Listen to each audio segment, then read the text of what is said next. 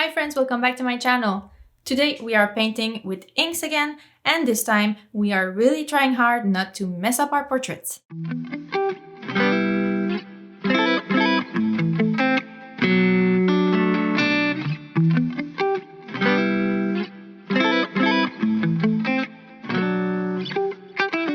Before we start though, don't forget to subscribe, and if you want to see more content from me, you can follow me on my art Instagram page, which is here. Remember that time I used my inks? If I can refresh your memory, last time I used my inks was in fact the first time I used inks, and it did not go that well. I'll link the video below, but what happened was that I didn't know that ink would reactivate when I put more water on top. The ink I put on my portraits kind of spread everywhere, and it did not go that well. So with that in mind, today we are going to use our inks again, but we're going to try to have a slightly better result. I'm going to do some bigger drawings today so I can have more fun with the inks, use more colors, and the thing that I'm going to change today is that I'm going to use acrylic inks to do the outlines and normal inks to do the colors in the portraits. What I'm hoping to achieve is that the inks in the portraits will kind of spread together and will reactivate as they want to, but the outlines are going to stay where I put them. Oh, here is what I am trying to avoid this time. Let's start with the sketch as usual. I sped it up a lot because you've seen me sketch already, so it's always the same. So enjoy a really speedy sketch.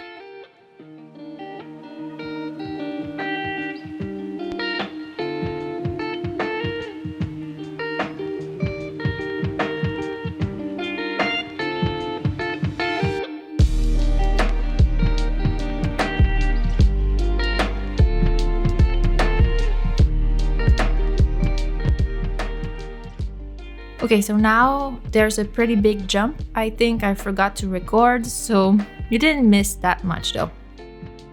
Here are my black inks. On the left, I have my normal ink, and on the right, I have my acrylic ink. I'm going to use the acrylic ink to do the outlines for each person, and I hope that they won't reactivate once I add more water on top. The inks in the face will spread and will do its thing, and the outlines will stay put. Well, that's what I hope.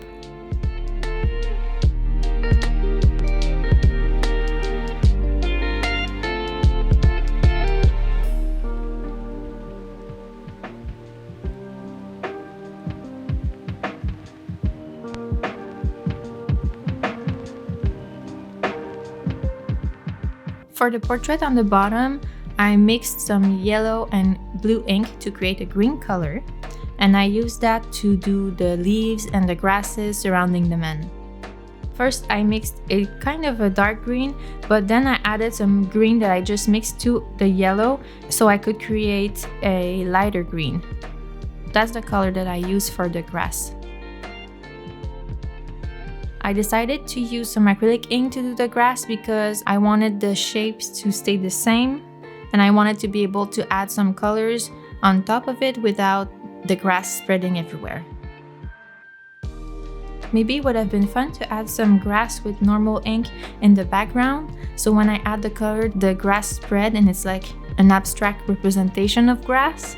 That's something to keep in mind for the next time.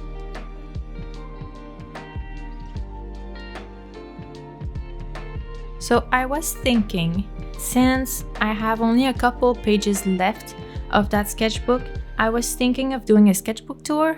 I think it would be really nice, and I always love watching other people's sketchbook tours. I feel like it really shows their progress, and it's always super inspiring to me.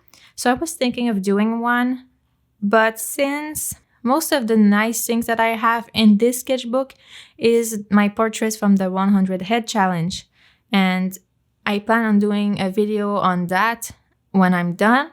So I don't want the two videos to be the same. So what I would do if I filmed the sketchbook tour of this one is that I would go really fast over the portraits of the 100 head challenge. But then I wonder if it would be a nice video because all the pages before that are not that interesting. And I've had this sketchbook for like 20 years. So no, maybe not 20 years. I think the first drawings I did in this sketchbook was when I was tree planting, which was in 2013, 2014. But still, it's been a long time and I haven't used it much.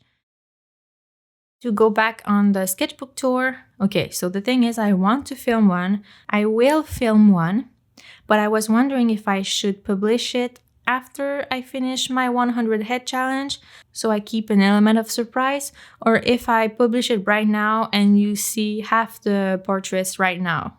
I would not explain them at all. I would just say maybe like, oh, these are the pages for the 100 head challenge and go through them really quickly because I want to do a more in-depth video once I finish a 100 head challenge. And then I'm going to move on to my next sketchbook. So there's going to be half the portraits in this one and half in the next sketchbook.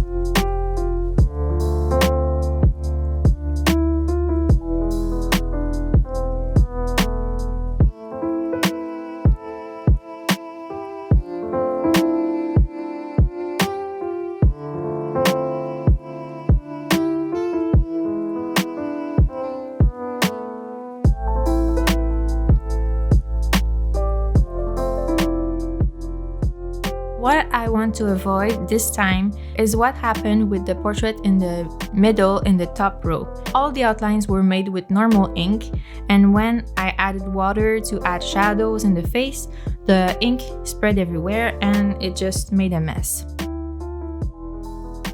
Here are my colors. Well, I have so many colors. I haven't shown them all to you. I have a lot of colors that I can use. As you can see right now, I'm doing some swatches. I always put cheap watercolor paper next to me when I paint so I can swatch my colors and see how they behave together, and especially when I'm trying to make skin tones. You know, I have to do a lot of trial and errors, and I have to do a lot of mixing often. So yeah, I'm swatching next to my painting, and I thought it would be fun to include it in this video so you can see all my swatches. I love this portrait because there's a lot of blue in it. I think that when they shot this image, there was a blue light reflecting on the model here. And I really liked how the blue and the brown mixed together. It's so nice. It's like a bit more grungy.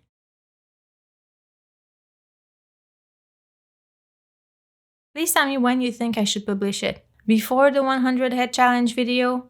Or should I wait after so you don't see any spoilers? Please tell me.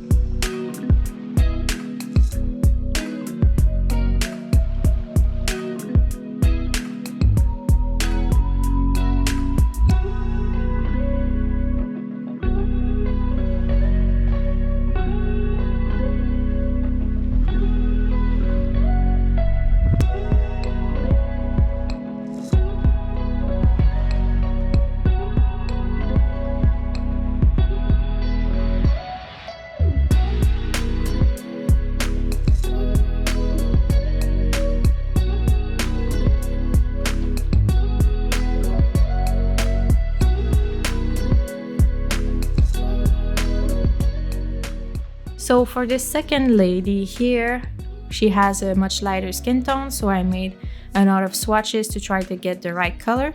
You'll see soon, but I decided to have some fun and add some unrealistic colors in it. So I didn't follow the reference for the colors. In this one, I just went wild. I see a lot of artists do that, and I always love seeing them do that, and it's something that I struggle to do because I never know where to put the colors. Since it's not natural, I've never seen it in real life, so I don't really know where to put the colors. I think it's just a matter of practice, and that's what I did.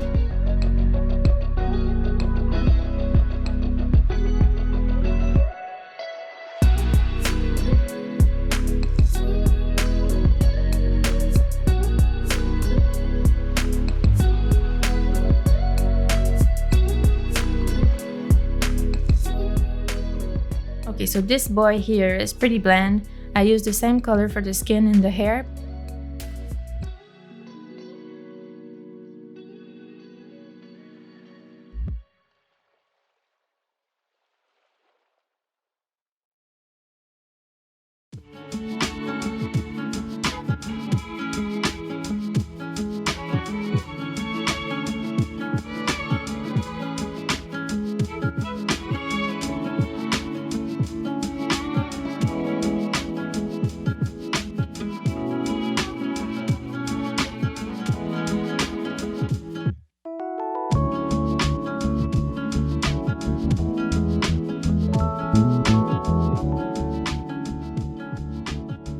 And here you'll see I start to add more colors in the second portrait. I add more blues. And I really like the red on the ears and underneath the eyes. I feel like it adds like a creepy touch. A creepy touch that I appreciate.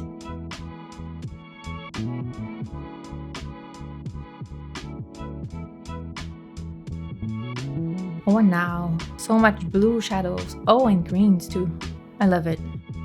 This is something I'm going to try again in my next sketchbook because the paper is a lot thicker, so it's made for absorbing more water, so I think the result is going to be even better.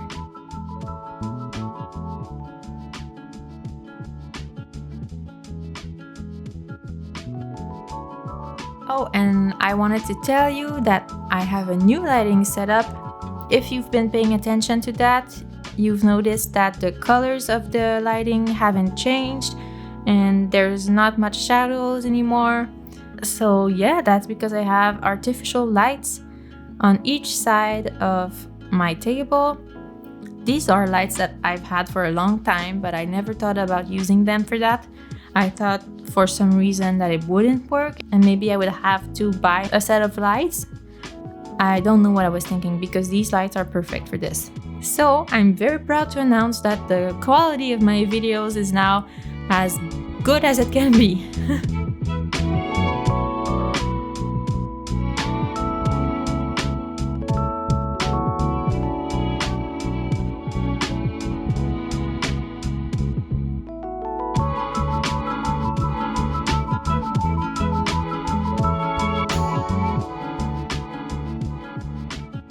I really love doing the flowers in this one.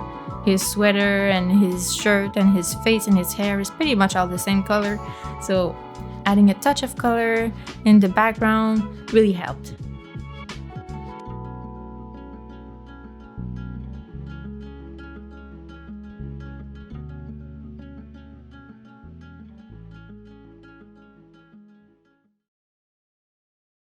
Oh, and now you can see that I decided to be a bit more bold with his face and the color spread, and I think I like it. Now he looks more dangerous.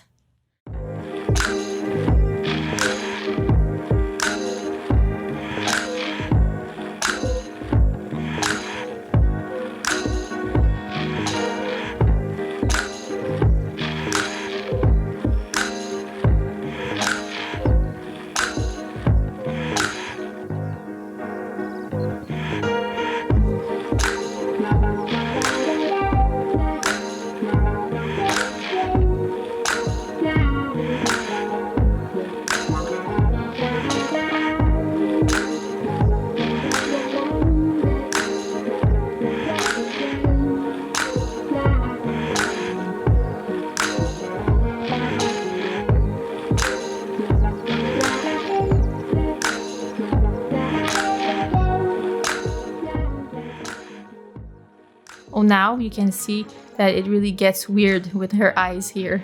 The ink spread a little bit, and now she looks like she's one of these like demons who have black eyes, you know, like all black eyes.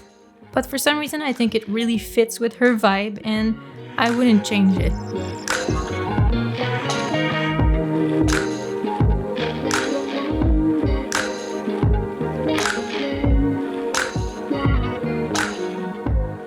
So here is our final result.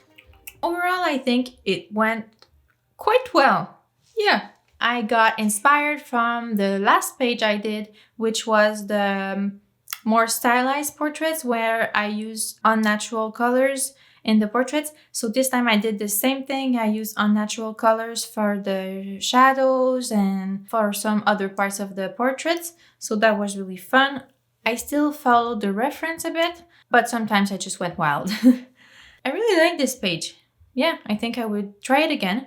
Unfortunately, the ink went through the page and it kind of stained the portraits I did last time. You will have seen it if you watched my last video. In the close-ups at the end, you can see that there's some stains on the portraits, so that's what happened there. But it's a sketchbook, you know, it's here for exploring, for trying new things, so that's what I did, and I don't really mind the stains, and I'm doing all of this to learn, to get better, and I think I did. If you liked this video, leave me a thumbs up below, and also if you're new here, don't forget to subscribe and leave me a comment. Tell me if you like this technique, if you like the way the ink spread, and if you would like to try that for yourself. Thank you for watching my video, take care, and I'll see you next time.